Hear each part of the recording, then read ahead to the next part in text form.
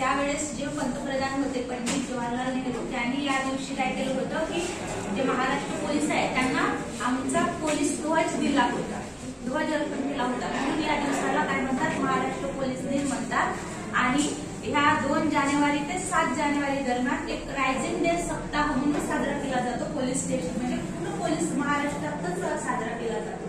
तर त्यामध्ये पोलीस जे एसपी सर आहेत आपले, एसपी सर म्हणजे जे पोलीस अधीक्षक आहेत आपल्या जिल्ह्याचे, चंद्रपूर जिल्ह्याचे, कोण आहेत माहिती आहेत का?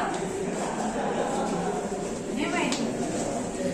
परदेशी सर आहेत पोलीस एसपी सर, त्यांनी एक टाइम टेबल आखून दिलाय की 2 तारखेला हा कार्यक्रम घ्यायचा, 3 तारखेला हा, त्याच्यामध्ये पोलीस स्टेशनची व्हिजिट पण आहे, जसं सरांनी आता सांगितलं शस्त्र वगैरे बघायचं आहे ते पण आहे। तर त्या तुम्हाला जर इच्छा असेल तर 4 तारखेला रॅली निघणार आहे तेव्हा सर तुम्हाला कॉन्टॅक्ट करू, तर ज्यांची इच्छा असेल ते येऊन पाहू शकता पोलीस स्टेशन वगैरे, ठीक आहे।